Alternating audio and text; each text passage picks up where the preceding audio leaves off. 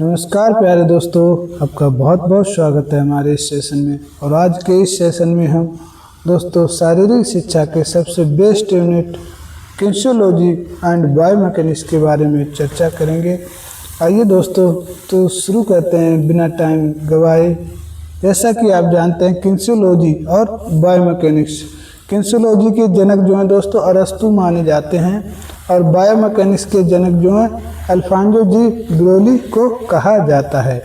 Kinesiology दो Greek शब्द kinesis और लोगस से मिलकर बना है दोस्तों, जिसका अर्थ होता है टू मूव यानी गति, और लोगस का मतलब होता है अध्ययन करना, यानी मानव गतियों का अध्ययन करना।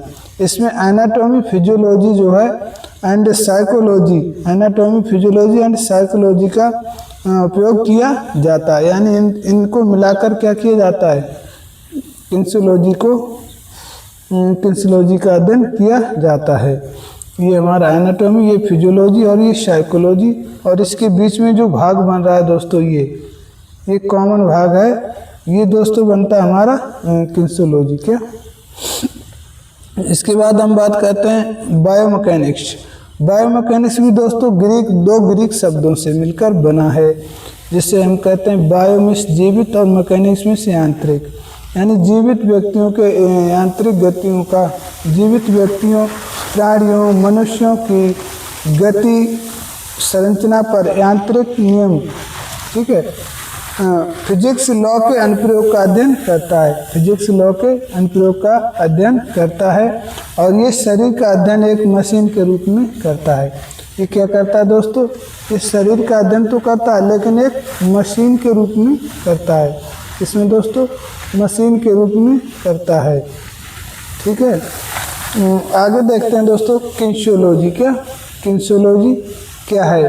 किनेसियोलॉजी दोस्तों मानव गति का वैज्ञानिक अध्ययन, मानव गति का वैज्ञानिक अध्ययन है। शारीरिक गतिविधियों के दौरान शरीर की गति का विश्लेषण करता है, शरीर की गति का विश्लेषण करता है दोस्तों।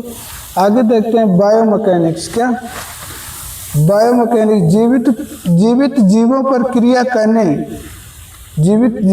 क्रिया करने वाले आंतरिक बल और बाहरी बलों का, ठीक है, और उन बलों पर जो प्रभाव उत्पन्न होता है उसका अध्ययन क्या कहलाता है, बायोमैकेनिक्स कहलाता है, ठीक है।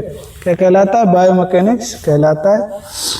बायोमैकेनिक्स दोस्तों जीवित जीवों पर लगने वाला बल और उसके बलों के जो प्रभाव हैं उसका अध्ययन करता है। उम्मीद करते हैं समझ में आ रहा होगा आपको।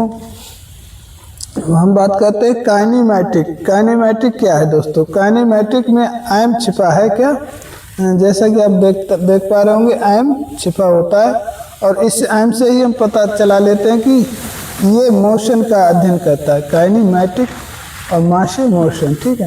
ये गति के विवरण से संबंधित है। ये बल के कारण को देखे बिना, बल के कारण को नहीं देखता है, बल्कि गति, विस्थापन, वेग और त्वरण, एक्सीलरेशन का अध्ययन करता है। इसके बाद हम देखते हैं काइनेटिक। काइनेटिक दोस्तों पूरी तरह से बल का अध्ययन काइनेटिक कहलाता है। ये उन ताकतों या बलों का अध्ययन करता है जो गति उत्पन्न करते हैं, जैसे बल, घर्षण, मसल बल, जैसे बल, घर्षण बल और मसल बल। ये दोस्तों क्या है, ये गति का अध्ययन करते हैं, बल का अध्ययन करता है। किसका, बल का अध्ययन करता है, ठीक है। एक मिनट दोस्तों, अब हम देखते हैं बायोमैकेनिक्स की जो घटक है, यानी बायोमैकेनिक्स के हम क्या क्या इसके अंतर्गत पढ़ेंगे, ठीक है। सर्वप्रथम पढ़ेंगे हम न्यूटन्स के लॉ, क्या, न्यूटन के लॉ, फिर गुरुत्वाकर्षण, सेंटर ऑफ ग्रेविटी क्या होती है, फिर इक्विलिब्रियम, संतुलन, बल, अपकेंद्रीय बल, और इसके साथ साथ जोड़, फिर संधियों में गति, joint movement, plane and axes, lever, उत्तोलक, इसके साथ साथ types of muscle function, motion, गति के प्रकार, प्रक्षेप गति, linear rotation, curve, lever, general motion, और इसके साथ open skill, close skill, term, velocity क्या है, डिस्प्लेसमेंट क्या है, फ्रिक्शन क्या है, टॉर्क क्या है, पोस्चर क्या है, डिफॉर्मिटीज क्या है, इनके बारे में हम डिटेल से अध्ययन करेंगे दोस्तों। सर्वप्रथम देख लेते हैं किनेसियोलॉजी बायोमैकेनिक्स के उद्देश्य क्या हैं। इनका मुख्य उद्देश्य होता है प्रदर्शन में सुधार, चोटों की रोकथाम और तकनीकों का विकास करना। इसका प्रमुख उद्देश्य होता है। अब हम देखते हैं दोस्तों न्यूटन के गति के नियम। गति के नियम दोस्तों सर आइजैक न्यूटन ने अपनी पुस्तक प्रिंसिपिया में 1687 में दिए और ये नियम जो हैं खेल की हर गतिविधि जैसे दौड़ना, कूदना, फेंकना आदि को नियंत्रित करता है। इसके बाद हम देखते हैं प्रथम नियम। प्रथम नियम दोस्तों ये न्यूटन का प्रथम नियम जो है, प्रथम नियम को जड़त्व का नियम भी कहते हैं। न्यूटन का जो प्रथम नियम है उसे जड़त्व का नियम भी कहा जाता है दोस्तों, और लॉ ऑफ इनर्शिया भी इसे कहा जाता है। ये नियम दो सिद्धांतों पर कार्य करता है। ये दो सिद्धांतों पर क्या करता है? कार्य करता है। जैसे इनर्शिया ऑफ रेस्ट, यानी जो इनर्शिया ऑफ रेस्ट, विराम का जड़त्व। विराम का जड़त्व क्या होता है दोस्तों? विराम का जड़त्व होता है, ये सिद्धांत बताता है कि यदि कोई वस्तु विराम अवस्था में कैसी रुकी हुई है तो वह विराम अवस्था में ही रहेगी, विराम अवस्था में ही रहेगी जब तक कि उस पर कोई बाह्य बल ना लगे। अब मान लीजिए फुटबॉल, क्या अगर फुटबॉल ग्राउंड पे रखी है तो तब तक रखी रहेगी जब तक उस पर कोई बाह्य बल ना लगे। इसके बाद बस का अचानक रुकना, जब बस का अचानक चलना, जब बस अचानक चलती है तो झटका लगता है दोस्तों, यानी हमारा शरीर जो है विराम अवस्था में ही रहना चाहता है।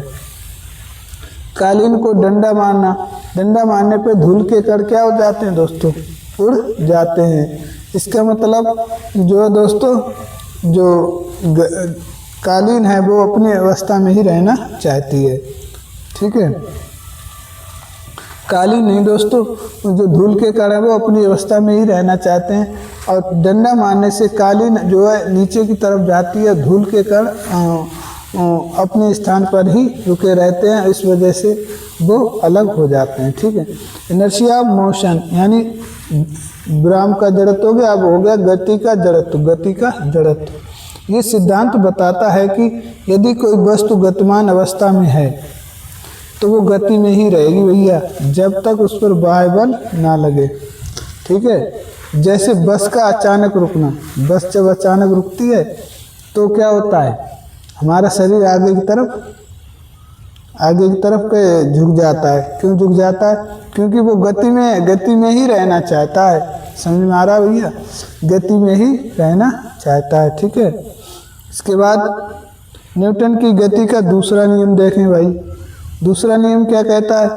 इसको संवेग का नियम भी कहते हैं और त्वरण का नियम भी कहते हैं। ये उपनाम जरूर याद रखें, ये बार बार एग्जाम में पूछे जाते हैं।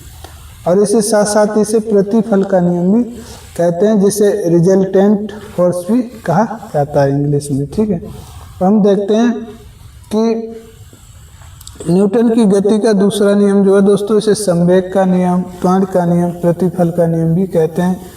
किसी वस्तु के संवेग में परिवर्तन दर में लगाए गए बल के समानुपाती होती है। क्या? अब मान लीजिए कि कोई वस्तु है दोस्तों, उसके संवेग में परिवर्तन की दर जो है वो उस पर लगे हुए बल के समान होगी। क्या? उस पर जितना बल लगाए उतना ही उसके संवेग में परिवर्तन होगा। किसी वस्तु में संवेग परिवर्तन हमेशा वस्तु पर लगे बल के त्वरण या द्रव्यमान के गुणनफल के समानुपाती होता है।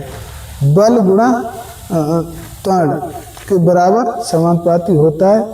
जैसे F बराबर दोस्तों फोर्स, और फोर्स के बराबर IMA। क्या?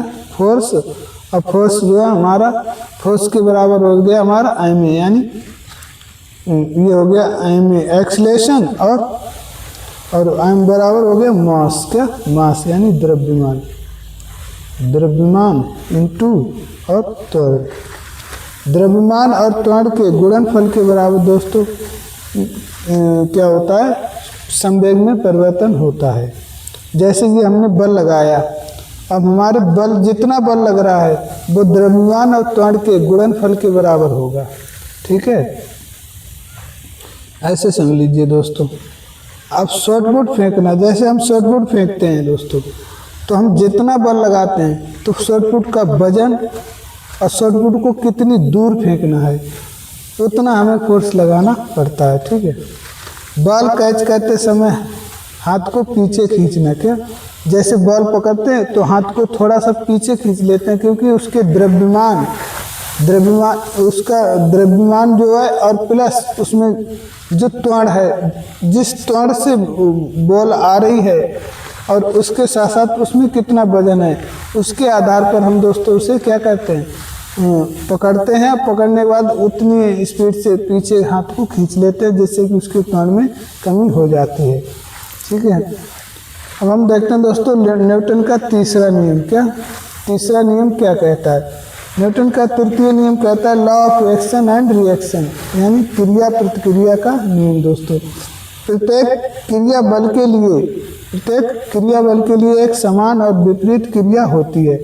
प्रत्येक क्रिया बल के लिए दोस्तों एक समान और विपरीत क्रिया होती है। ये कहता है law of action and reaction. जैसे ऊंची कूद कूदते समय व्यक्ति जो एथलीट होता है दोस्तों वो जमीन को पैरों से ढकेलता है। इसके बाद स्प्रिंट स्टार्ट में भी एथलीट जो है स्टार्टिंग ब्लॉक को धकेलता है। क्या स्टार्टिंग ब्लॉक को तेजी से धकेलता है। बंदूक चलाते समय दोस्तों जब झटका लगता है, यानी जो गोली है वो झटका मार के तभी जाती है। तैराकी करते समय हम पानी को पीछे ढकेलते हैं और फलस्वरूप पानी हमें आगे धकेलता है। नाव से कूदते समय दोस्तों नाव कैसी हो जाती है, पीछे की तरफ हट जाती है, तब हमें आगे आने देती है। ठीक है, इसके बाद हम देखते हैं गुरुत्वाकर्षण क्या है? सेंटर ऑफ ग्रेविटी दोस्तों क्या होती है? सेंटर ऑफ ग्रेविटी वह काल्पनिक बिंदु है। क्या काल्पनिक बिंदु है जिस पर किसी वस्तु या शरीर का कुल भार, टोटल भार केंद्रित माना जाता है। सेंटर ऑफ ग्रेविटी दोस्तों कोई जगह या स्थान नहीं है, ये काल्पनिक बिंदु है और वो बिंदु होता है जहाँ पर अगर हम उस वस्तु को दोनों ओर बराबर करके रख दें तो वो वस्तु उसी अवस्था में रुकी रहेगी। ऐसे समझ लीजिए आप, उसे कहते हैं सेंटर ऑफ ग्रेविटी। ठीक है, जो ग्रेविटी होती है, गुरुत्वाकर्षण होता है जो जमीन जो है अपनी तरफ खींचती है, उसका केंद्र होता है। वहाँ पर जो है दोनों बल शून्य हो जाते हैं, बाहरी जो ऊपर की तरफ लगने वाला और नीचे की तरफ लगने वाला। ठीक है, हमारी लंबाई के 56% भाग पर गुरुत्वाकर्षण निश्चित होता है मनुष्यों में, और यही महिलाओं में दोस्तों क्या होता है, महिलाओं में थोड़ा नीचे होता है। नाभि के आसपास स्थिति बदलने पर बदल जाता है। वैसे नाभि के आसपास होता है, अगर स्थिति बदले तो बदल जाता है। जिसका CG Aadhaar base of support जितना करीब होता है, स्थिरता उतनी अधिक होती है। जिसका बेस ऑफ सपोर्ट जो है जितना नज़दीक होगा, यानी जमीन से चिपका हुआ होगा, उतनी उसकी स्थिरता अधिक होगी। महिलाओं में क्या होता है, सेंटर ऑफ ग्रेविटी अधिक होती है। ठीक है, जैसे कुश्ती व जूडो के प्लेयर घुटने मोड़कर सीजी नीचे लाते हैं, घुटने मोड़कर अपना सीजी नीचे ले आते हैं, जिससे ताकि गिरना मुश्किल हो और स्थिरता बनी रहे। दोस्तों ये तो होता है हमारा सेंटर ऑफ ग्रेविटी। ठीक है, इक्विलिब्रियम यानी संतुलन क्या होता है दोस्तों? ये शरीर की वह स्थिति है जिस पर लगने वाले बलों का योग शून्य हो। संतुलन दोस्तों वो स्थिति होती है जहाँ पर दोनों बल लगने वाले बल क्या हो, शून्य हो। जैसे बाहरी बल और आंतरिक बल, या सेंटर ग्रेविटेशनल फोर्स और ऊपर की तरफ लगने वाला बल, इस प्रकार दोस्तों। ठीक है, ये हमारा 3 प्रकार का होता है संतुलन, 3 प्रकार का होता है। और वो कौन कौन से होते हैं दोस्तों? एक तो हो गया हमारा स्टेबिलिटी यानी स्थिर संतुलन, अस्थिर संतुलन अनस्टेबल, और उदासीन संतुलन यानी न्यूट्रल। ठीक है, ये 3 प्रकार के संतुलन होते हैं। उम्मीद करते हैं आपको समझ में आ रहा होगा। ठीक है दोस्तों, अब हम बात करते हैं संतुलन के 3 प्रकार कौन कौन से होते हैं। स्थिर संतुलन, स्टेबिलिटी क्या, और दूसरा होता है हमारा अस्थिर संतुलन, अनस्टेबल, और तीसरा होता है हमारा उदासीन यानी न्यूट्रल संतुलन। अब हम देखते हैं स्थिर संतुलन क्या होता है। जैसा कि आप देख पा रहे होंगे चित्र में, शरीर की वह अवस्था जिसमें स्थिति में बदलाव होने पर, स्थिति में अगर बदलाव हो भी जाए तो वह पुनः अपनी मूल अवस्था में लौट आता है, पुनः अपनी मूल अवस्था में लौट आता है। ये देख रहे हैं आप, ये इसका बेस ऑफ सपोर्ट चौड़ा है दोस्तों, ये जो है ये जार है और ये पुनः अपनी अवस्था में लौट आता है। ऐसे ही दोस्तों एक होता है ऐसे अर्ध अंडाकार और इसमें मटेरियल भर दिया जाता है जिसे हम कहते हैं पीलमा। इसको अगर दोस्तों कोई फेंके तो ये पुनः खड़ा हो जाता है। ठीक है, जैसे जमीन पर रखा भारी बॉक्स, इसमें क्या है, स्थिर संतुलन है। ठीक है, और सीजी नीचे होता है इसमें दोस्तों, आधार चौड़ा होता है और वस्तु वापस पुरानी अवस्था में आ जाती है। वस्तु कैसी आ जाती है दोस्तों, पुरानी अवस्था में आ जाती है। ठीक है, आगे बात करें अनस्टेबल की। अनस्टेबल दोस्तों हमारा होता है अस्थिर। अब ये इसका उल्टा होता है। इस संतुलन की वह स्थिति जिसमें छोटी सी हलचल पर होने पर एक बड़ा बदलाव होता है जिसमें वस्तु पूर्व अवस्था में नहीं लौटती है, पूर्व अवस्था में नहीं लौटती है। जबकि स्टैटिक स्टेबिलिटी में दोस्तों क्या होता था, स्टेबल इक्विलिब्रियम में क्या होता था, इसमें दोस्तों वस्तु पुरानी अवस्था में लौट आती थी। और जो अनस्टेबल इक्विलिब्रियम है दोस्तों, इसमें ये होता है, इसमें वस्तु पुरानी अवस्था में लौटकर नहीं आती है, इक्विलिब्रियम। ठीक है, पुरानी अवस्था में लौटकर नहीं आती है। छोटी सी हलचल हुई और वो वस्तु एक बड़ा रूप धारण कर लेती है, यानी पूर्वावस्था में नहीं लौटती है। जैसे ये जार है, अगर इसको थोड़ा सा हिलाया जाए तो ये गिर जाएगा, पुनः इस अवस्था में नहीं आ पाएगा। ठीक है, ऐसे ही दोस्तों एक बड़ी बॉल पर छोटी बॉल रखी हो, इसको जरा सा भी हिलाने पर ये बॉल पुनः इस अवस्था में नहीं आ सकती।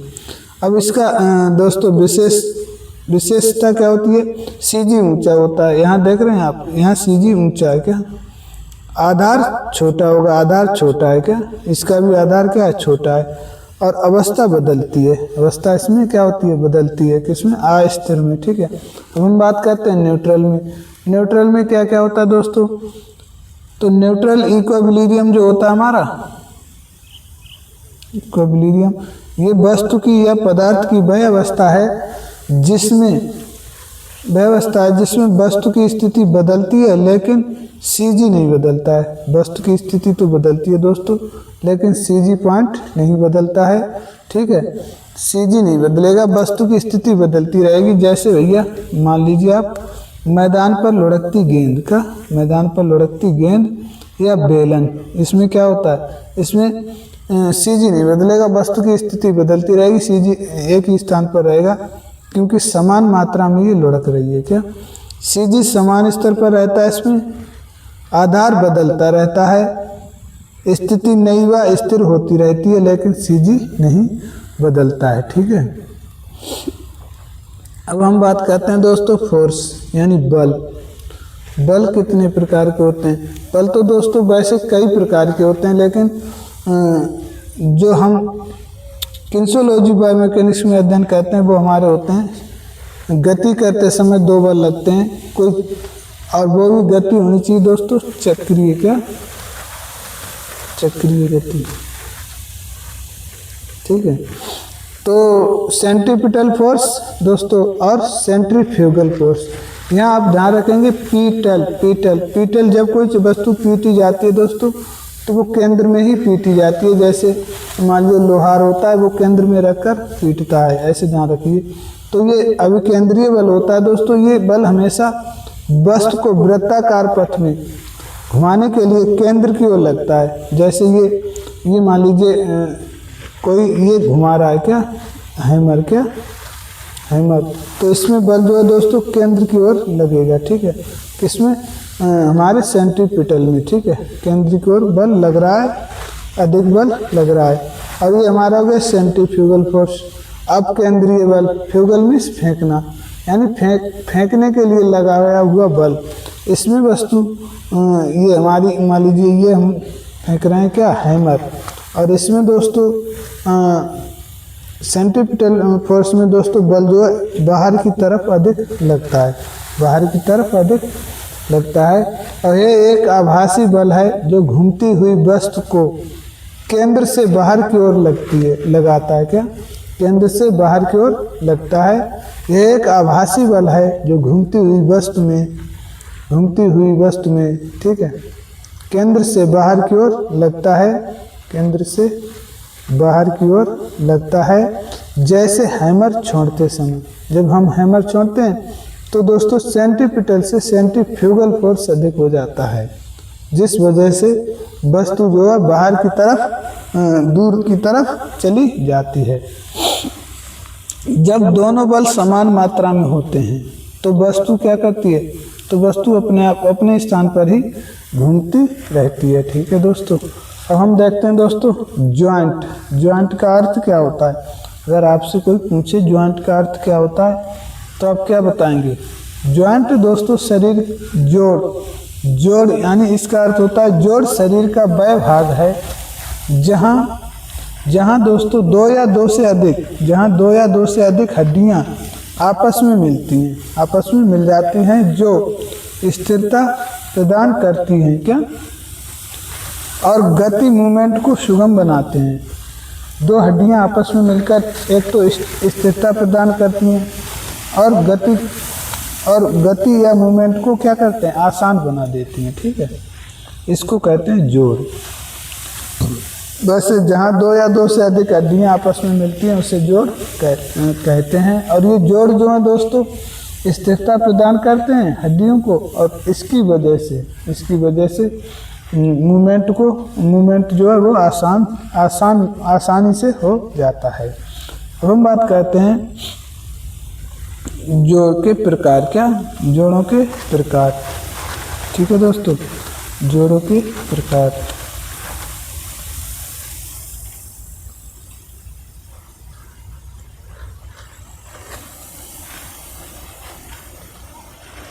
जोड़ों के प्रकार दोस्तों हमारे मुख्यतः तीन प्रकार होते हैं, और ये तीनों प्रकारों के नाम है दोस्तों, दो आधार पर इनका वर्गीकरण किया जाता है जोड़ों का। एक तो कार्य के आधार पे कि वो क्या कार्य कर रहा है, और दूसरे संरचना कि उसकी जो संरचना है उसका आकार कैसा है, ठीक है, उसका स्ट्रक्चर कैसा है, ठीक है, इस आधार पे वर्गीकरण किया जाता है। तो सर्वप्रथम कार्य के आधार पे देखें दोस्तों तो इसे याद रखेंगे आप SAD, साइड से, क्या साइड से याद रखेंगे। साइनोथ्रोसिस जिन्हें कहते हैं इमूवेबल, क्या इसका कार्य है दोस्तों, ये बिल्कुल भी नहीं घूमता है। दूसरा हमारा है एम्फ्यूथ्रोसिस, और इसे कहते हैं स्लाइटली मूवेबल, यानी ये थोड़ी बहुत गति करता है, नाम मात्र की गति करता है, फिसलता है।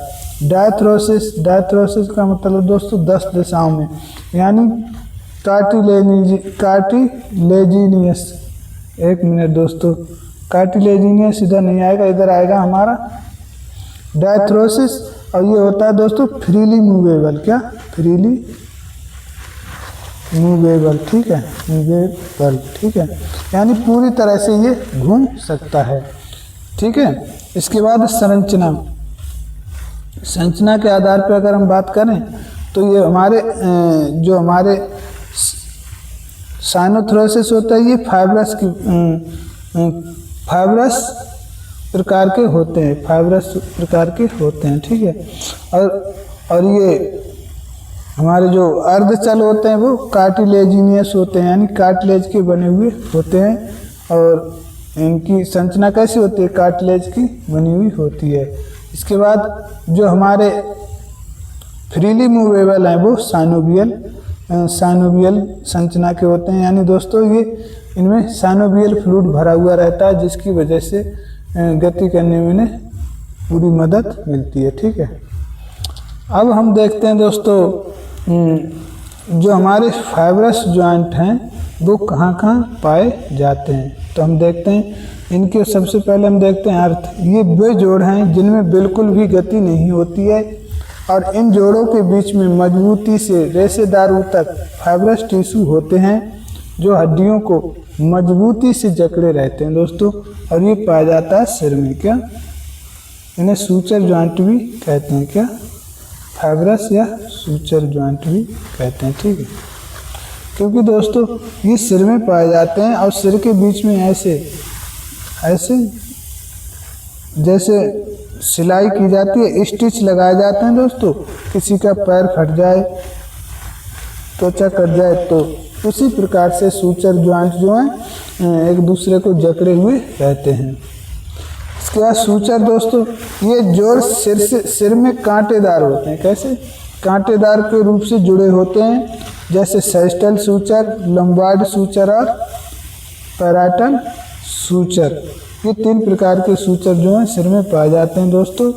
इन्हें आप याद करेंगे प्लस से का पैराइटल और लंबार्ड और सैस्टल प्लस से याद रख सकते हैं। ठीक है, प्लस से याद रख सकते हैं दोस्तों। कुछ ना कुछ तो जुगाड़ लगानी पड़ेगी, ऐसे आसानी से याद नहीं रहता है। रटते हैं तो भूल जाते हैं। सिंडमोसिस, ठीक है, एक तो हमारी जगह होगी सूचर कहाँ सिर में पाए जाते हैं, कौन से? फाइब्रस या साइनोथ्रोसिस। दूसरा हो गया सिंडमोसिस, दो हड्डियां आपस में मजबूत लिगामेंट होता है। दो हड्डियों में ठीक है, दो हड्डियों के आपस में एक लिगामेंट, मजबूत लिगामेंट होता है। दो हड्डियों के बीच में लिखो दोस्तों, बीच में एक मजबूत लिगामेंट होता है। और ये दोस्तों कहाँ होता है भैया? ये होता है हमारा रेडियो अल्नर जॉइंट, क्या, और इसके साथ साथ ही टिबियो फिबुलर जॉइंट। ठीक है, ऐसी जगहों पर हमारे साइनोथ्रोसिस जॉइंट पाए जाते हैं।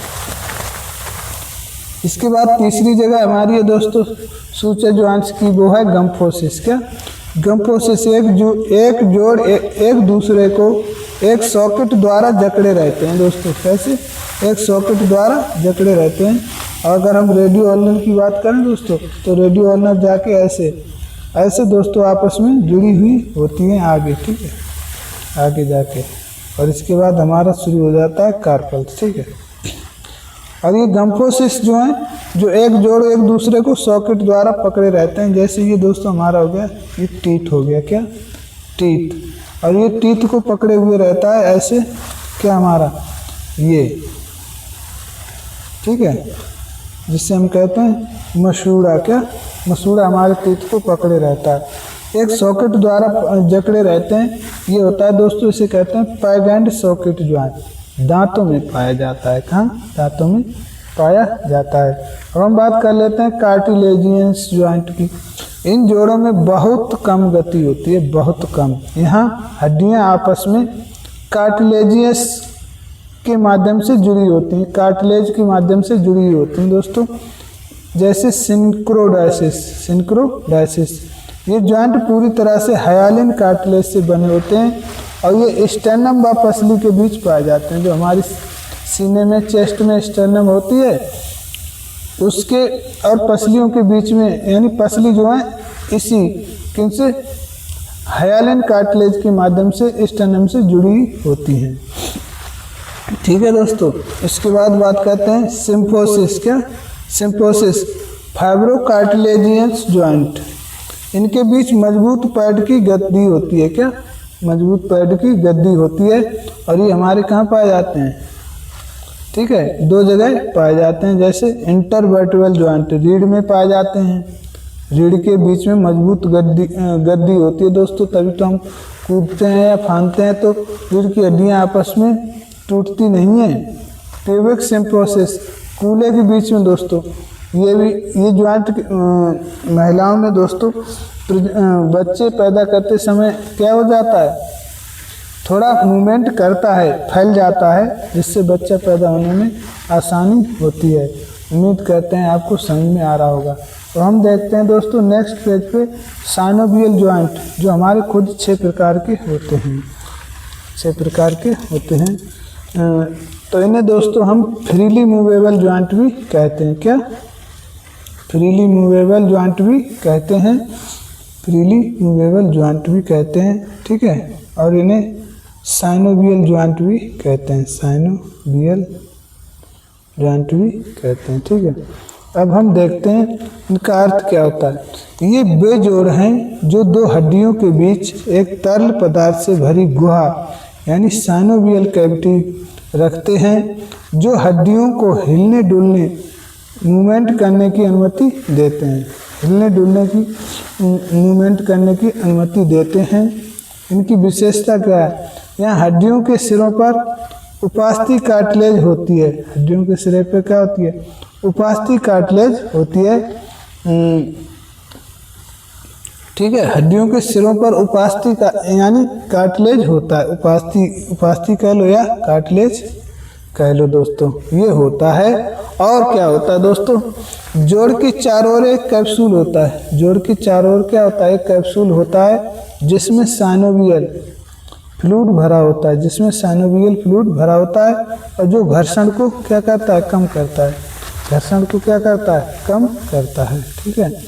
इसके बाद हम देखते हैं फ्रीली मूवेबल जॉइंट। ये दोस्तों हमारे 6 प्रकार के होते हैं। क्या? 6 प्रकार के होते हैं फ्रीली मूवेबल जॉइंट, जो हमारे 6 प्रकार के होते हैं। वैसे मुख्यतः 3 प्रकार के होते हैं, लेकिन ये तीसरा प्रकार है दोस्तों जो खुद 6 प्रकार का होता है। इस बात का आप विशेष ध्यान रखें, क्वेश्चन गलत नहीं होना चाहिए, ठीक है। सर्वप्रथम देखते हैं ball and socket joint. Ball and socket joint क्या होता है दोस्तों? जैसा कि आप समझते हैं बॉल ये यानी एक गेंदनुमा हड्डी का एक आकार गेंदनुमा, और सॉकेट में फंसा हुआ होता है, और ये सभी दिशाओं में घूम सकता है, 360 डिग्री तक घूम सकता है। तो ये पाया कहाँ जाता है दोस्तों? ये पाया जाता है हमारे कंधे में। क्या?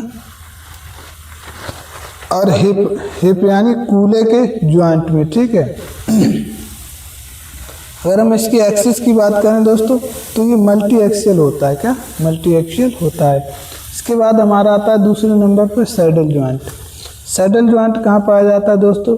ये हिंज से अधिक लेकिन बॉल एंड सॉकेट से कम गति करता है। ये हिंज जो हमारा जॉइंट होता है उससे तो अधिक करेगा, लेकिन बॉल एंड सॉकेट से कम कर पाएगा, क्योंकि बॉल एंड सॉकेट भैया 360 डिग्री पे घूम जाता है।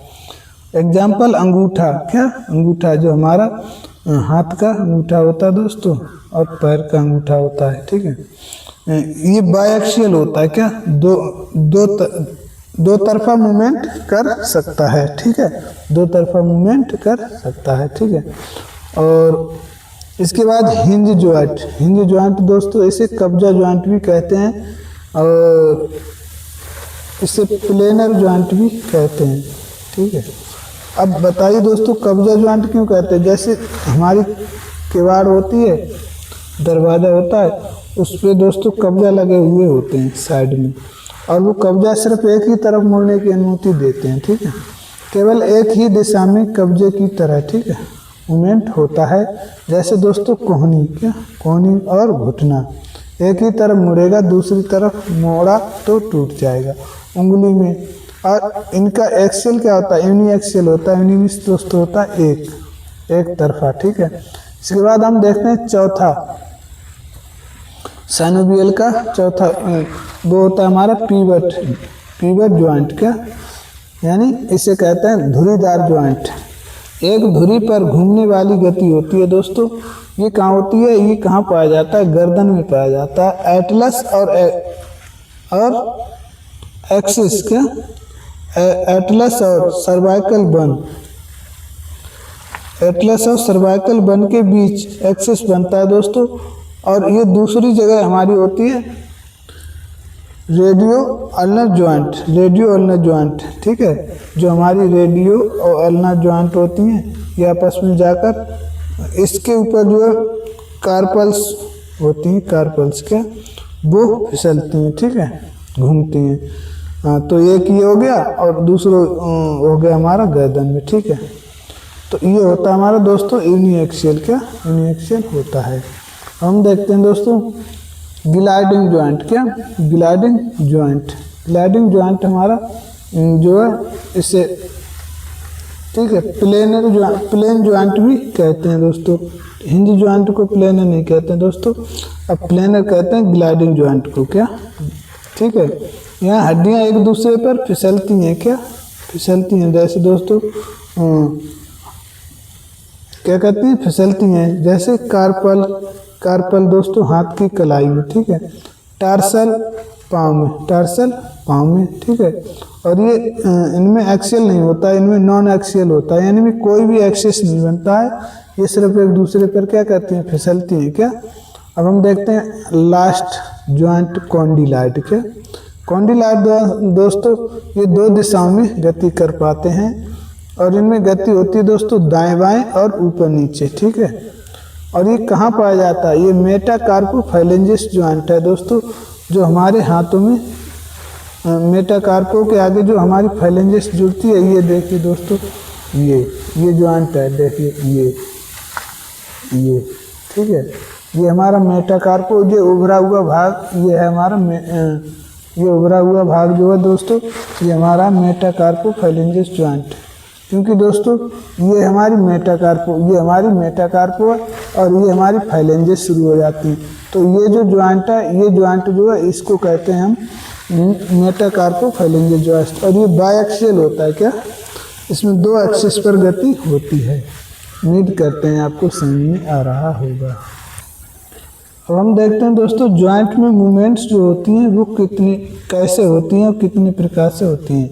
शरीर की दो या दो से अधिक हड्डियों का मिलन स्थल, दो या दो से अधिक हड्डियों का मिलन स्थल यानी जोड़ पर होने वाली कोणीय गति, क्या कोणीय गति या घूर्णन गति को मूवमेंट कहते हैं, क्या कोणीय गति हो या घूर्णन गति हो, हड्डियों की दो या दो यानी जोड़ पर, हड्डियों के जोड़ पर एंगुलर या रोटेटरी मूवमेंट को कोणीय गति हो या घूर्णन गति हो उसको मूवमेंट कहते हैं, क्या मूवमेंट कहते हैं। और ये मुख्य रूप से, ठीक है, ये मुख्य रूप से तीन तल, क्या तीन तल प्लेन और तीन एक्सिस इन पर होती है। तीन प्लेन या तल कह लीजिए, एक्सिस या अक्ष कह लीजिए। तो हम तो याद करेंगे प्लेन एंड एक्सिस पर होती है। गति के आधार पर ये चार प्रकार की होती है, जो मूवमेंट होती है वो चार प्रकार की होती है।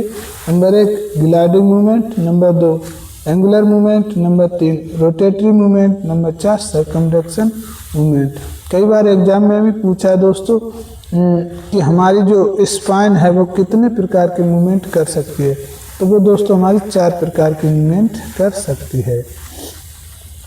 इसके बाद हम दोस्तों देखते हैं ग्लाइडिंग मूवमेंट का। ग्लाइडिंग मूवमेंट क्या होती है? ये दोस्तों फिसलने वाली गति होती है। इसमें एक हड्डी दूसरी तरफ बिना किसी निश्चित कोण के या रोटेशन के फिसलती है, जैसे कार्पल या टार्सल। अब हम देखते हैं एंगुलर। एंगुलर यानी दोस्तों कोणीय गति। ये गति जो दो हड्डियों के बीच में होती है दोस्तों, दो हड्डियों के बीच कोण को बदलती है, जैसे फ्लेक्शन। फ्लेक्शन करते समय जोड़ों के बीच का कोण कम हो जाता है, जैसे एल्बो फ्लेक्शन और नी फ्लेक्शन। इसके बाद यहाँ दोस्तों अगर हम बात करें तो ये हमारा हाथ है और ये हमारी, ठीक है, यहाँ पर क्या हुआ है, कोण कम हुआ है, ठीक है। एक्सटेंशन, दो हड्डियों के बीच कोण का बढ़ना। अब ये हमारी नी मान लीजिए दोस्तों, और ये हमारा हाथ है और ये डंबल है। तो यहाँ देखिए दोस्तों कोण बढ़ा है, तो ये हम बोलते हैं एक्सटेंशन, एल्बो एक्सटेंशन और नी एक्सटेंशन।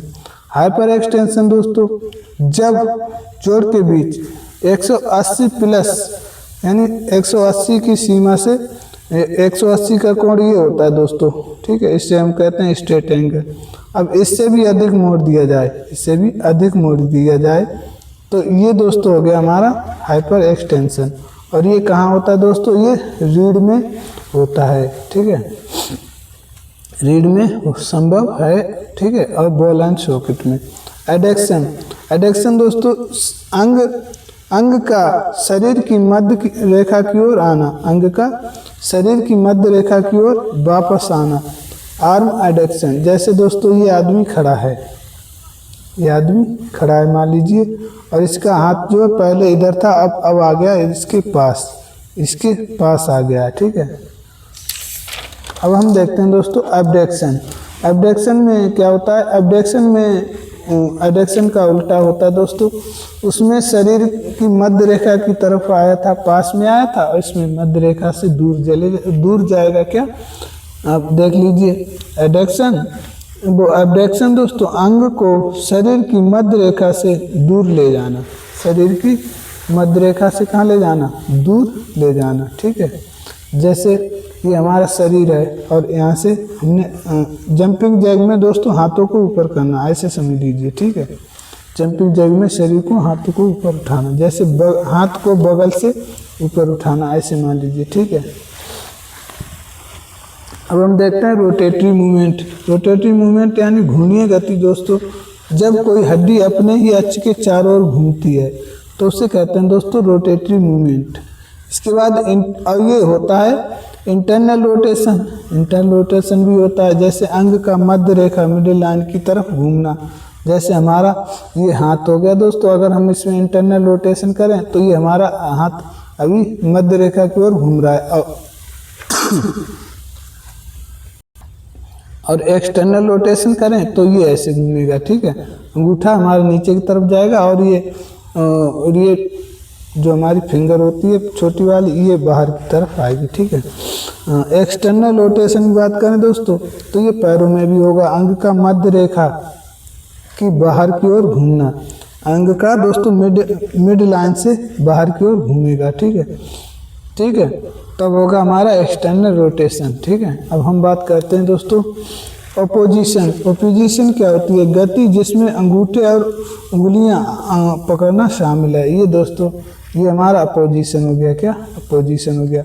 अब पूछेगा रिपोजिशन क्या होता है, ये रिपोजिशन हो गया, दूर दूर फिर हाथ उंगलियां दूर दूर हो जाना, वो होता है हमारा रिपोजिशन, ठीक है। तो हम बात करते हैं सर्कमडक्शन क्या होता है। सर्कमडक्शन यानी सर्कल, यहाँ सर्कल बनता है। इस प्रकार के जोड़ों की गति में एंगुलर व रोटेटरी गति दोनों एक साथ होती हैं, और ये दो मूवमेंट का क्या है, मिश्रण है। दो मूवमेंट का क्या है, मिश्रण है, कॉम्बिनेशन ऑफ टू मूवमेंट, ठीक है। इसके बाद हम बात करते हैं स्पेशल मूवमेंट। कुछ होते हैं दोस्तों स्पेशल मूवमेंट, ठीक है, उनके बारे में चर्चा कर लें। स्पेशल भैया कौन कौन से होते हैं, ये केवल शरीर के कुछ खास जोड़ों पर ही संभव हैं, इसलिए इन्हें कहते हैं स्पेशल। जैसे हाथ की कलाई पे सुपाइनेशन, प्रोनेशन। सुपाइनेशन दोस्तों क्या होता है, ये सुपाइनेशन होता है, हमने हाथ को ऊपर किया। प्रोनेशन क्या होता है, जब हाथ की हथेली को नीचे की तरफ घुमा दें। तो हथेली को ऊपर घुमाना दोस्तों, आसमान की तरफ करना, ये होता है हमारा सुपाइनेशन। और हथेली को नीचे घुमाना, जमीन की तरफ घुमाना, ये होता है हमारा प्रोनेशन, क्या प्रोनेशन दोस्तों, ठीक है। अब हम बात करें पैर और टखना में। इसमें दोस्तों डोर्सिफ्लेक्शन। डोर्सिफ्लेक्शन क्या होता है, जब पंजे की पिंडली दोस्तों टिबिया की तरफ उठे तो डोर्सिफ्लेक्शन होता है। ऐसे समझ लीजिए ये हमारा टिबिया है और ये हमारा पंजा है, और पंजा हमारा ऊपर की तरफ घूम जाए, क्या ऊपर की तरफ हम पंजे को करेंगे तो हमारा होगा डोर्सिफ्लेक्शन। और प्लांटर फ्लेक्शन क्या होता है, जब पंजे की नीचे की तरफ दबाना, पंजे को नीचे की तरफ दबाना। देखिए दोस्तों ये हमारा प्लांटर फ्लेक्शन है, ठीक है। टिबिया से दूर जाना, यहाँ पे लिख सकते हैं टिबिया या शिनबोन से दूर जाना, शिनबोन से दूर जाना। ओके दोस्तों, शिनबोन से दूर जाना। इन्वर्जन। इन्वर्जन होता है पैर के तलवे को अंदर की तरफ मोड़ना, ठीक है। और एवर्जन होता है पैर के तलवे को बाहर की ओर मोड़ना, ठीक है। अब हम बात करते हैं कंधा या जबड़ा में जो स्पेशल मूवमेंट होती है। तो जबड़ा में दोस्तों स्केपुला और जा में होती हैं एलिवेशन दोस्तों कंधा और जबड़ा दोनों में होती हैं। एलिवेशन का मतलब ऊपर उठाना, जब कंधे उचकाएंगे हम कंधे उचकाएंगे और जबड़े को भी ऊपर की तरफ करेंगे ऐड, ठीक है। आ ई करते समय दोस्तों हमारा जबड़ा जो है ऊपर की तरफ उचकेगा। अब आ करते समय हमारा जबड़ा नीचे की तरफ जाएगा, यानी डिप्रेशन में जाएगा। डिप्रेशन में दोस्तों क्या होता है, कंधे नीचे चले जाते हैं, ठीक है, और जबड़ा भी नीचे चला जाता है जब हम आ करते हैं तब, ठीक है। प्रोटेक्शन में क्या होता है, प्रोटेक्शन में होता है दोस्तों सुरक्षा करना, और जब आप सुरक्षा करेंगे तो आगे की ओर खींचना। जब मान लीजिए आपके चेस्ट पे कोई क्या करे, बॉक्सिंग करे, तो आप कंधे को आगे की तरफ क्या कर लेंगे, प्रोटेक्ट करेंगे, ठीक है। कंधे और जबड़ा, यानी जबड़ा और कंधे को आगे की तरफ बढ़ाना हमारा प्रोटेक्शन होता है। और रिट्रैक्शन होता है दोस्तों पीछे की ओर खींचना। कंधे या जबड़ा को पीछे की तरफ खींच लेंगे तो रिट्रैक्शन हो जाता है। अब हम दोस्तों देखते हैं एंगुलर। एंगुलर मूवमेंट क्या होते हैं, फ्लेक्शन, एक्सटेंशन, एडक्शन, एबडक्शन, ये हमारे एंगुलर मूवमेंट होते हैं, क्योंकि दोस्तों यहाँ एंगल कम और ज़्यादा होता है, कोहनी, घुटना, कंधा, कूल्हा, ठीक है। इसके बाद rotatory movement, internal, external. Rotate किधर होगा, इंटरनल हो गया या एक्सटर्नल होगा, या रोटेशन या सर्कमडक्शन। ये हमारे चार जो होते हैं ये रोटेटरी मूवमेंट होते हैं। ये कंधा, कूल्हा, गर्दन और कलाई में भी होता है दोस्तों, कलाई में भी होता है, ठीक है। इसके बाद हम देखते हैं ग्लाइडिंग मूवमेंट, इसे स्लाइडिंग मोशन भी कहते हैं, फिसलने वाली गति। ये होती है कलाई और टखना में। कहाँ होती है भैया,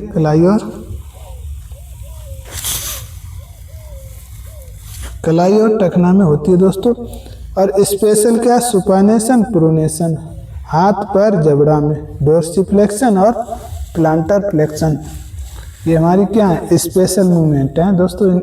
इनको आपको याद रखना है। अब हम बात करते हैं दोस्तों प्लेन एंड एक्सिस। प्लेन क्या होता है, एक काल्पनिक आदर्श समतल सतह है।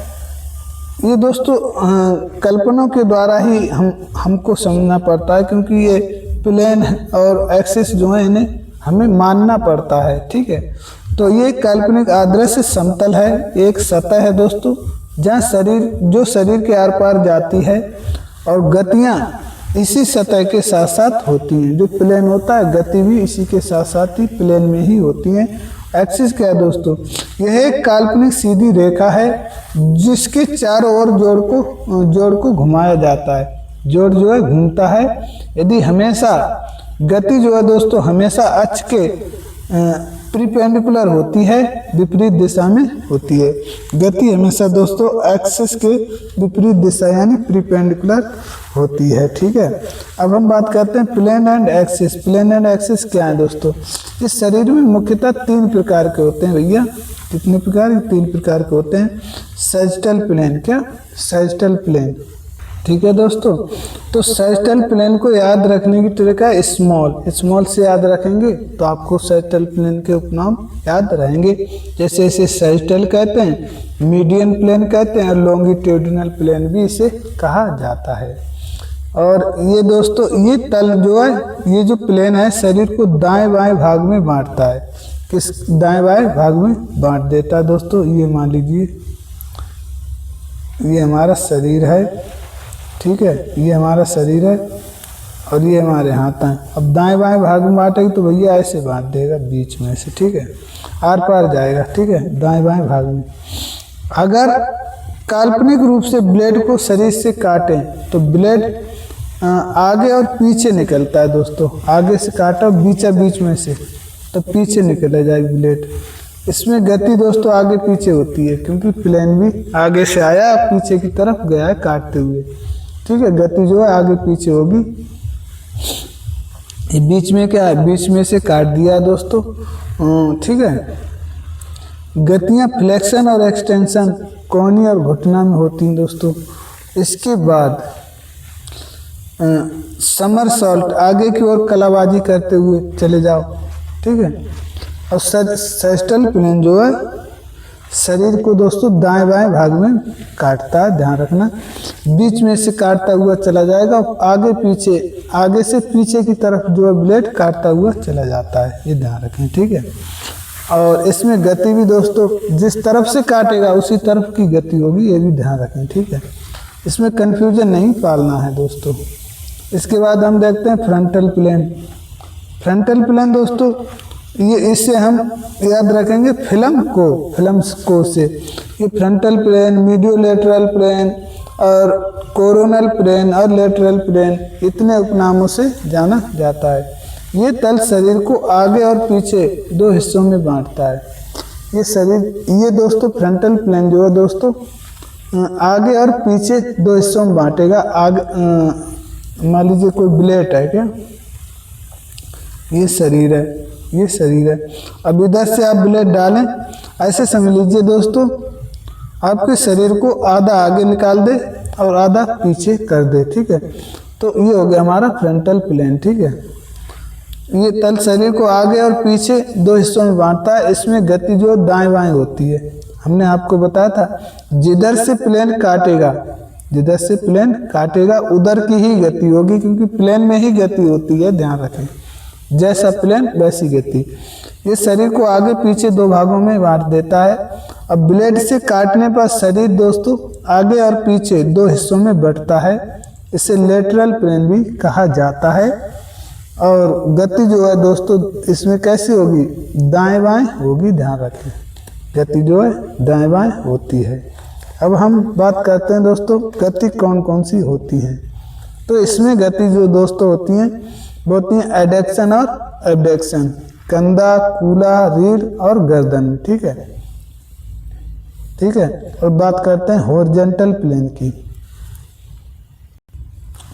तो जो हॉरिजॉन्टल प्लेन है दोस्तों इसे होटल से याद रखेंगे, HTL hotel. Horizontal plane, transverse plane, latitudinal plane इसके उपनाम है, होटल से याद रख सकते हैं। ये हॉरिजॉन्टल प्लेन होता है दोस्तों जो शरीर को ऊपर और नीचे दो हिस्सों में बांट देता है। मान लीजिए ये हमारा शरीर है, ये हमारे पैर हैं, ठीक है, ये हाथ है। तो ये शरीर को दोस्तों बीच में से ऊपर नीचे बांट देगा, ठीक है। हाँ, काल्पनिक रूप से बांटने पर ब्लेड से बांटे तो शरीर जो है ब्लेड के ऊपर नीचे निकलता है। कैसे निकलेगा दोस्तों, ब्लेड ऊपर नीचे बीच में से निकलेगा दोस्तों, ऊपर काट देगा, नीचे काट दिया, इसलिए इसे ट्रांसवर्स प्लेन कहते हैं, ठीक है। निकले हुए ब्लेड को हम हॉरिजॉन्टल प्लेन में कहेंगे। क्या करेंगे, हॉरिजॉन्टल प्लेन। ये ब्लेड जो है दोस्तों हॉरिजॉन्टल प्लेन में है। इसमें चक्रीय गति होती है, ठीक है। कैसी गति होगी, चक्रीय गति होगी। और यहाँ दोस्तों ऑल रोटेशन मूवमेंट जो है सभी हॉरिजॉन्टल प्लेन में ही संभव होते हैं, ठीक है। कौन कौन से, जैसे elevation, depression, retraction, protraction, supination, pronation, inversion, eversion और सर्कमडक्शन। ये जो दोस्तों हमारा एलिवेशन, डिप्रेशन है ये सब, ठीक है। सुपानेशन, प्रोनेशन है, इन्वर्जन है, ये सब रोटेटरी मूवमेंट हैं दोस्तों, इसलिए ये सभी हमारे जाते हैं हॉरिजॉन्टल प्लेन में, ठीक है। हॉरिजॉन्टल प्लेन में जाते हैं। उम्मीद करते हैं आपको समझ में आ रहा होगा। अब हम बात करते हैं दोस्तों एक्सिस, अक्ष क्या होता है। अक्ष के अर्थ की बात करें दोस्तों, अक्ष एक काल्पनिक रेखा होती है, इमेजिनरी लाइन होती है, जिसके चारों ओर शरीर का कोई अंग, पूरा शरीर जो है दोस्तों घूमता है। ये हमने आपको बता दिया था। प्लेन जो है प्लेन के एकदम परपेंडिकुलर होता है, उल्टा होता है एक्सिस, ठीक है। इसका नियम क्या होता है दोस्तों, नियम शरीर की गति हमेशा किसी न किसी तल में होती है और वह हमेशा अपने अक्ष के लंबवत होती है, परपेंडिकुलर होती है। यानी जिसमें गति होगी, जिस प्लेन में गति होगी उसके तुरंत 90 डिग्री पर विपरीत दिशा में क्या होगा, हमारा एक्सिस होगा। जैसे दोस्तों ये हमारा मान लीजिए ये रोड है और ये हमारा फैन है, क्या, ये फैन है। तो ये फैन जो है दोस्तों ये हमारा प्लेन है और ये एक्सिस है। तो प्लेन दोस्तों ये हमारा भाग प्लेन है और एक्सिस इस पे कैसे लगा है, ऊपर से आ रहा है। और जो हमारा फैन है ये घूम रहा है दोस्तों हॉरिजॉन्टल प्लेन में, ठीक है। और इस पे एक्सिस काम कर रहा है वर्टिकल, ठीक है। अब बात करते हैं सैजिटल एक्सिस की। तो दोस्तों सैजिटल एक्सिस जो होता है तो ये रेखा ये रेखा जो शरीर के आगे से पीछे यानी फ्रंट से बैक की तरफ जाती है, यानी पेट से पीठ की तरफ जाती है और ये फ्रंटल प्लेन के परपेंडिकुलर होती है। अगर हम फ्रंटल प्लेन की मूवमेंट करेंगे दोस्तों तो वो वहाँ सैजिटल एक्सिस होगा। ज़्यादा कन्फ्यूजन नहीं होना है, नहीं पालना है, ठीक है। इसके दोनों साइडों में गति होगी, जैसे एडक्शन एंड एबडक्शन गति होती है और कार्टव्हील करना, ठीक है। यानी सैजिटल एक्सिस पे दोस्तों एडक्शन और एबडक्शन होगी, यानी फ्रंटल मूवमेंट की गति होगी, इतना ध्यान रखना है। फ्रंटल या हॉरिजॉन्टल अक्ष, ये रेखा शरीर के दाएं बाएं, दाएं से बाएं यानी साइड टू साइड जाती है दोस्तों, फ्रंटल प्लेन की जाती है और ये सैजिटल प्लेन के लंबवत होता है। क्या सैजिटल प्लेन के परपेंडिकुलर होता है। जब इसमें गति क्या होगी, फ्लेक्शन और एक्सटेंशन। फ्रंटल एक्सिस में दोस्तों गति कौन सी होगी, फ्लेक्शन एंड एक्सटेंशन, यानी सैजिटल प्लेन वाली गति होगी, ये ध्यान रखें आप, ठीक है। इसके बाद हम बात करते हैं vertical axis. Vertical axis, vertical axis दोस्तों क्या होता है, ये एक ऊपर की तरफ से आने वाला डंडा होता है और इसमें गति जो होगी रोटेशन मूवमेंट होते हैं। यह रेखा शरीर के ऊपर से नीचे की तरफ जाती है, टॉप टू बॉटम की ओर, यानी सिर से पैर की तरफ सीधी जाती है, ट्रांसवर्स प्लेन के एकदम परपेंडिकुलर यानी लंबवत होता है, ठीक है। अब इसमें गति कौन सी होगी, इसमें रोटेशन गति होगी, सुपरनेशन और प्रोनेशन। अब हम बात करें अक्ष, ठीक है, और तल और उनकी गति, जिससे कि हमें दोस्तों लंबे समय तक याद रहे। अब हमारा फ्रंटल एक्सिस है, दिशा क्या, फ्रंटल एक्सिस है, दिशा क्या होगी इसकी, दाएं बाएं। फ्रंटल एक्सिस जो है दाएं बाएं की तरफ जाएगा। अब प्लेन कौन सा होगा, सैजिटल प्लेन होगा। और गति कौन सी होगी, कोहनी मोड़ना और समरसॉल्ट करना। इसके बाद सैजिटल एक्सिस हमारा ये दोस्तों आगे से पीछे की तरफ जाएगा और फ्रंटल प्लेन में और इसके आगे कौन सा प्लेन होगा, इसके विपरीत में कौन सा प्लेन होगा, फ्रंटल प्लेन। और गति होगी हाथ फैलाना और कार्टव्हील करना। अब वर्टिकल एक्सिस दोस्तों ये ऊपर से नीचे की तरफ जाता है और इसका प्लेन होता है ट्रांसवर्स, जैसे गर्दन घुमाना और स्पाइनिंग करना इसकी प्रमुख मूवमेंट होती हैं।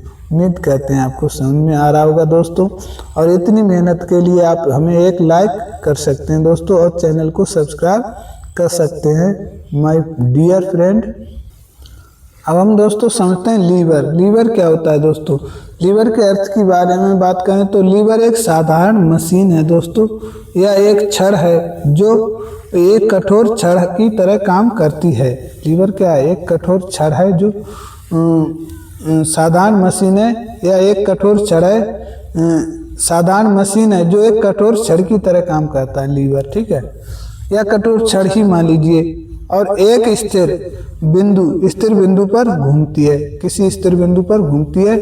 खेलों में इसका प्रयोग दोस्तों बल बढ़ाने, गति बढ़ाने या मैकेनिकल एडवांटेज लेने के लिए किया जाता है। अब हम देखते हैं लीवर कितने प्रकार के होते हैं। लीवर के प्रमुख घटक कौन कौन से होते हैं, कंपोनेंट ऑफ लीवर।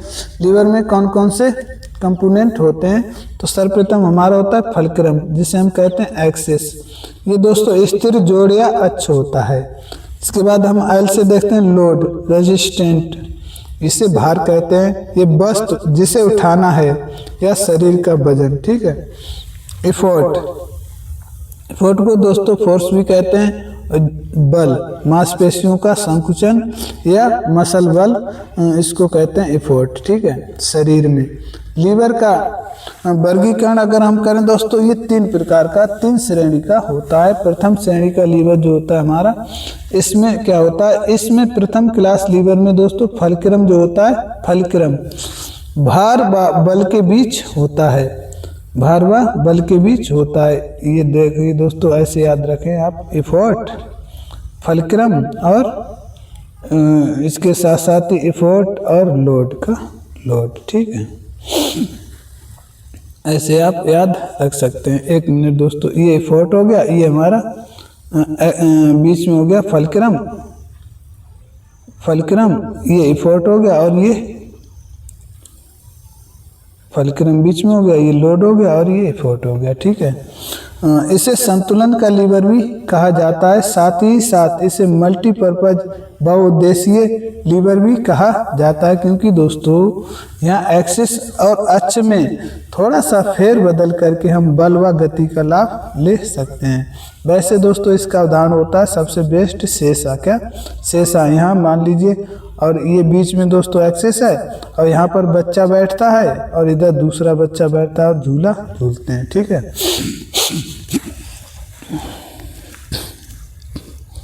अब हम देखते हैं दोस्तों प्रथम क्लास का लीवर। ये हमारा लीवर है और ये प्रथम क्लास का लीवर है। इसमें देखिए दोस्तों बीच में अक्ष है, साइड में बल है और इस तरफ भार है। अब इसका बेस्ट उदाहरण होता है सेसा, बच्चों का झूला शरीर पे। ठीक है, एल्बो एक्सटेंशन करते समय और नी एक्सटेंशन करते समय हमारा प्रथम क्लास का लीवर का प्रयोग होता है। नोट, प्रथम क्लास लीवर में बल का लाभ लेने के लिए दोस्तों बल भुजा को बढ़ाया जाता है। अगर हमें बल का लाभ लेना है दोस्तों तो क्या करना है, बल भुजा को बढ़ाना होता है। यहाँ देखेंगे आप, ये एक्सिस है और ये भार एकदम पास में है और बल भुजा को हमने बड़ा कर दिया है। और इसके लिए उदाहरण क्या है दोस्तों, इसमें उदाहरण है कील निकालने वाली हथौड़ी, कील निकालने वाली हथौड़ी और वॉलीबॉल में ओवरहेड पास करेंगे। तो अब हम नोट दोस्तों, प्रथम क्लास के लीवर में दोस्तों गति का लाभ लेने के लिए हम भार भुजा को बढ़ा देंगे। क्या, भार भुजा को बढ़ा देते हैं। ये देखेंगे दोस्तों, ये आपका अच्छा है और ये बल है, बल भुजा छोटी कर दी और भार भुजा को बढ़ा दिया। अब हमें लाभ मिलेगा दोस्तों किसका, गति का। क्या, और ये स्थिति कब पैदा होती है दोस्तों, कैंची में। ये कैंची है दोस्तों और ये हमारा बल भुजा छोटी है, ये भार भुजा। तो कैंची फटाफट गति से क्या करती है, कपड़े को काटती है। सिर का आगे पीछे होना, सिर से बॉल मारना और इसके साथ साथ शरीर में दोस्तों स्प्रिंट स्टार्ट लेना। क्या, स्प्रिंट स्टार्ट लेना। ठीक है, इसके बाद हम देखते हैं सेकंड क्लास लीवर। दोस्तों सेकंड क्लास लीवर द्वितीय श्रेणी के लीवर में बल का लाभ मिलता है और इसमें भार व बल का अक्ष के बीच होता है। इसमें भार जो है दोस्तों, भार कहाँ होता है, बल व अक्ष के बीच में होता है। ये आपको बहुत ध्यान रखना है कि बीच में क्या होता है, बार बार पूछा जाता है। यहाँ देखिए दोस्तों, अच्छा है, बीच में भार है और एक तरफ हमारा बल है। ये कहाँ यूज होता है, जंपिंग में। कहाँ, जंपिंग में। और अगर हम साधारण बात करें दोस्तों तो कूड़ा ढोने की मशीन में यही लीवर होता है, नींबू निचोड़ने की मशीन में यही लीवर होता है और पंजे पर खड़े होने पर भी यही लीवर यूज होता है सेकंड क्लास। और स्प्रिंट स्टार्ट में यहाँ दोस्तों स्प्रिंट स्टार्ट नहीं आएगा, स्प्रिंट स्टार्ट हमारा जाएगा गति वाले में। किसमें, गति वाले में। ठीक है, उम्मीद करते हैं आपको समझ में आ रहा होगा। अब हम देखते हैं दोस्तों थर्ड क्लास का लीवर। तृतीय क्लास के लीवर में क्या होता है, इसको दोस्तों हम कहते हैं गति का लीवर। ये सर्वाधिक यूज किया जाता है, बार बार पूछा गया है कि सर्वाधिक हमारे शरीर में कौन सा लीवर यूज होता है, तो होता है गति का। इसे गति का लीवर भी कहते हैं। और इस लीवर में बल कहाँ होता है, भार व अक्ष के बीच में पाया जाता है। ठीक है, और इसे अगर हम देखें तो ये हम देख पा रहे होंगे, ये हमारा बीच में बल है दोस्तों, ये एक्सिस है और ये भार है। उदाहरण चिमटा, चिमटा दोस्तों और मछली पकड़ने वाली छड़। ठीक है, अब एल्बो एक्सटेंशन करते समय थर्ड क्लास लीवर यूज होता है और नी एक्सटेंशन करते समय थर्ड क्लास लीवर होता है यूज। और इसके साथ साथ ही दोस्तों बाइसेप्स कर्ल और बास्केटबॉल थ्रो और क्रिकेट के बल्ले में भी थर्ड क्लास लीवर यूज होता है। अब हम देखते हैं दोस्तों कौन सा लीवर किसके लिए सर्वोत्तम है।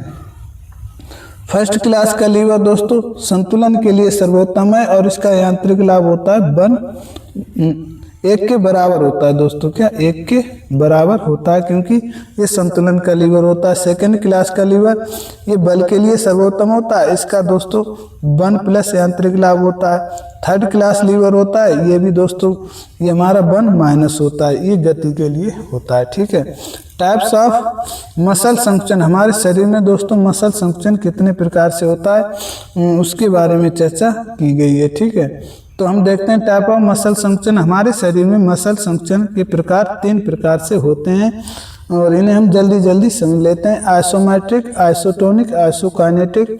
आइसो में समान, मैट्रिक मीन्स माप। और इनकी खोज दोस्तों किसने की थी? इसकी खोज की थी हेटिंगर व मूलर ने। और कब की थी? 1953 में की थी। अब हम देखते हैं आइसोटोनिक। आइसो में समान, टोनिक में तनाव। खोज 1954 में डॉक्टर लोनिक ने की थी। कैसे याद करेंगे? डॉक्टर क्या देता है? टोनिक देता है। इस संचरण में मसल की लंबाई छोटी बड़ी होती है, गति स्पष्ट दिखाई देती है दोस्तों। और इसके दो भाग होते हैं, इसेंट्रिक और कॉन्सेंट्रिक। इसेंट्रिक और कॉन्सेंट्रिक। इसेंट्रिक में मसल की लंबाई बढ़ती है और कॉन्सेंट्रिक में मसल की लंबाई छोटी होती है। ठीक है, जैसे दौड़ना, कूदना। और इधर आइसोमेट्रिक में दोस्तों यहाँ मांसपेशियों में तनाव होता है, लेकिन गति ना दिखती है और ना ही लंबाई बदलती है। जैसे पुश द बॉल, दीवार को धक्का मारने पर। प्लैंक एक्सरसाइज में, प्लैंक होल्ड एक्सरसाइज करने पर। ठीक है। इसके बाद हम देखते हैं आइसोकाइनेटिक। आइसो में समान, काइनेटिक में गति, यानी समान गति पर जब कोई कार्य किया जाता है, कोई एक्टिविटी की जाती है, तो वहाँ आइसोकाइनेटिक संकुचन होता है। इसकी खोज 1968 में जे पेरिन के द्वारा की गई थी। इस प्रकार के संकुचन में दोस्तों मसल में समान गति में संकुचन होता है दोस्तों। और ये दोस्तों सामान्य स्थिति में नहीं किया जा सकता, ये सिर्फ पानी वाले खेलों में, यानी तैरना, ठीक है, पानी वाले खेलों में जो होगा, या साइबेक्स या मशीनों द्वारा संभव होता है, या जिम में दोस्तों, जिम में आप जिम की मशीनों का प्रयोग करके समान संकुचन समान गति के साथ कर सकते हैं और इससे सर्वाधिक शक्ति को विकसित किया जा सकता है। ठीक है, अब हम बात करते हैं मोशन। मोशन दोस्तों कितने प्रकार के होते हैं? मोशन दोस्तों मुख्यतः 3 प्रकार के होते हैं। लाइनियर मोशन यानी एक सीधी रेखा में, रोटेशनल मूवमेंट दोस्तों जब किसी एक्सिस के चारों तरफ मूवमेंट हो, और जनरल मोशन दोस्तों इसमें दोस्तों एक्सिस भी हो और लाइनियर भी हो, दोनों मूवमेंट हो तो जनरल मोशन हो जाता है। ठीक है, अब हम बात करते हैं जब शरीर एक बिंदु से दूसरे बिंदु एक सीधी दिशा रेखा में चलता है तो वो गति करता है, तो उधर सरल रेखीय गति होती है। 100 मीटर की सीधी दौड़ में सरल रेखीय गति होती है। ठीक है दोस्तों, इसके बाद हम बात करें जब शरीर एक केंद्रीय अक्ष के चारों ओर वृत्ताकार पथ में घूमता है तो वहाँ रोटेशनल मूवमेंट होती है। और ये 2 प्रकार से होती है, इंटरनल एक्सिस यानी नी बेंडिंग और एक्सटर्नल रोटेशन। ठीक है, जिम्नास्टिक में स्विंग करना क्या, झूलना, हैमर थ्रो फेंकना। ठीक है, इसके बाद कर्विलाइनर मोशन शॉट पुट या जेवलिन का हवा में मार्ग बनाना। ठीक है, कर्विलाइनर मोशन हो गया। अब हम जनरल मोशन की बात करें तो यहाँ लाइनियर और रोटेशनल मूवमेंट दोनों का कॉम्बिनेशन होता है, जैसे साइकिल चलाते समय यहाँ दोनों मूवमेंट्स होती हैं। अब हम बात करते हैं दोस्तों प्रक्षेप गति। प्रक्षेप यानी प्रोजेक्टाइल मोशन क्या होता है? जब किसी वस्तु के शरीर को हवा में किसी भी कोण पर फेंका जाता है तो वह ग्रेविटी और हवा के प्रतिरोध यानी एयर रेजिस्टेंस के प्रभाव में गति करती है, तो उसे प्रोजेक्टाइल यानी प्रक्षेपीय गति का प्रोजेक्टाइल मोशन, ठीक है, यह प्रक्षेपीय गति कहा जाता है। और इस गति के दौरान वस्तु जो रास्ता तय करती है दोस्तों उसे पैराबोला कहा जाता है। ये मान लीजिए आपने जेवलिन फेंका तो ये दोस्तों हवा के प्रभाव में गति करता है, तो इसे प्रोजेक्टाइल मोशन हो रहा है यहाँ। लेकिन ये दोस्तों जो इसने एंगल बनाया इसे हम पैराबोला कहते हैं, इसे हम पैराबोला कहते हैं दोस्तों। इसके साथ साथ ही हम प्रोजेक्टाइल मोशन का क्लासिफिकेशन करें दोस्तों, हर पॉइंट को डिटेल से समझें क्योंकि यहाँ से बार बार क्वेश्चन पूछे गए हैं। तो हॉरिजॉन्टल प्रोजेक्टाइल क्या होता है? जब वस्तु ऊंचाई से सीधी समांतर फेंकी जाए, जैसे मेज से गेंद को लुढ़काना, तो ये हो गया हमारा हॉरिजॉन्टल प्रोजेक्टाइल। ठीक है, अगर एंगुलर प्रोजेक्टाइल की बात करें, जब वस्तु को जमीन से किसी विशेष कोण यानी 30 क्यों दोस्तों 34.92 मान लीजिए उसका शॉर्ट पुट का और 45 अंश में मान लीजिए जेवलिन का पर फेंका जाता है, तो खेलों में सर्वाधिक इसी कोणीय प्रक्षेपीय गति का प्रयोग किया जाता है दोस्तों, क्योंकि 34.92 पे दोस्तों हमारा हैमर शॉर्ट पुट फेंके जाते हैं, 45 पे हमारा जेवलिन फेंका जाता है, इनका प्रयोग किया जाता है। ठीक है दोस्तों। जेवलिन 45 अंश पे, शॉर्ट पुट हैमर 34.92 पर डिग्री एंगल पर फेंके जाते हैं। इसके बाद हम देखते हैं दोस्तों ऊर्ध्वाधर यानी वर्टिकल प्रोजेक्टाइल। जब किसी वस्तु को सीधा ऊपर 90 डिग्री में फेंका जाए, जैसे बास्केटबॉल में जंप करना, तो उसे कहते हैं वर्टिकल प्रोजेक्टाइल। इसके बाद दोस्तों प्रोजेक्टाइल मोशन को प्रभावित करने वाले कौन कौन से फैक्टर हैं उनके बारे में भी समझ लेते हैं। एंगल ऑफ प्रोजेक्टाइल यानी अधिकतम दूरी के लिए तय करने के लिए दोस्तों हमें एक कोण की आवश्यकता होती है, और उसी कोण पर फेंकने से हमारी वस्तु जो है अधिकतम गति को प्राप्त करती है। और ये दोस्तों कोण होता है 45 डिग्री यानी 45 अंश का। हवा का प्रतिरोध छोड़कर, देखो हवा और प्रतिरोध को छोड़कर, ठीक है।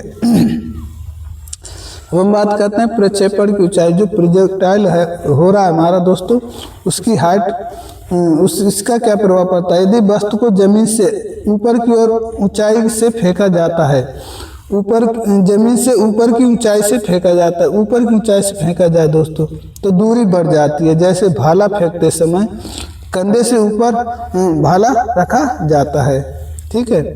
गुरुत्वाकर्षण ग्रेविटी क्या होती है, ये वस्तु को नीचे खींचता है दोस्तों, और जिससे उसका पथ कैसा हो जाता है, पैराबोला बन जाता है। यानी पथ जो वक्रकार यानी वक्र बनाता है, क्या कर्व बनाता है दोस्तों, क्या कर्व बनाता है, जिसे हम पैराबोला कहते हैं ग्रेविटेशनल फोर्स की वजह से, ठीक है।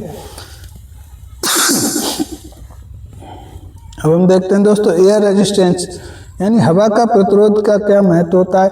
ये वस्तु की गति को धीमा कर सकता है और ये उसकी दिशा बदल सकता है, ठीक है। खेलों में प्रक्षेपी गति के उदाहरण एथलेटिक्स में दोस्तों गोला फेंक, भाला फेंक, चक्का फेंक, लंबी कूद और जंप का फेज, ये दोस्तों प्रक्षेपी गति के उदाहरण है। बॉल गेम्स में, फुटबॉल में गोलकीपर की किक प्रोजेक्टाइल मोशन बनाती है। क्रिकेट में छक्का मारना प्रोजेक्टाइल मोशन बनता है। यहाँ दोस्तों अगर हम देखें, ये दोस्तों मान लीजिए किसी ने जेवलिन को क्या किया, प्रोजेक्ट किया, और ये जेवलिन हमारा गया भैया ऐसे बनाया उसने क्या एंगल, हमने फेंका इसे 45 डिग्री पे, किस पे, तो ये जो एंगल ऊपर की तरफ गया यानी ऊपर की तरफ गया, इसे कहते हैं दोस्तों असेंट टाइम, क्या असेंट टाइम, ठीक है। और ये जो ऊपर पहुंचा, ऊपर पहुंचने के बाद नीचे आया, इसको कहते हैं डिसेंट टाइम, क्या डिसेंट टाइम, ठीक है। इसके बाद ये जो कर्व बना, ये कर्व बना दोस्तों, इसको कहते हैं हम, ये तो हो गया हमारा प्रोजेक्टाइल मोशन, ये मोशन गति हुई है। और ये जो कर्व बना इसे कहते हैं दोस्तों, कर्व को कहते हैं पैराबोला, क्या पैराबोला। जो कर्व बनता है कर्व को कहते हैं पैराबोला, कई बार एग्जाम में पूछा गया। इसके बाद दोस्तों ये जो हमारा अगर हम बीच में देखें तो जो हाईएस्ट पॉइंट है इसको कहते हैं अपेक्स पॉइंट, क्या अपेक्स पॉइंट, ठीक है। यहाँ पर फेंका हुआ बल कैसा हो जाता है, शून्य हो जाता है। इसके बाद गति, वस्तु की गति जो है फिर कम होने लगती है, ठीक है।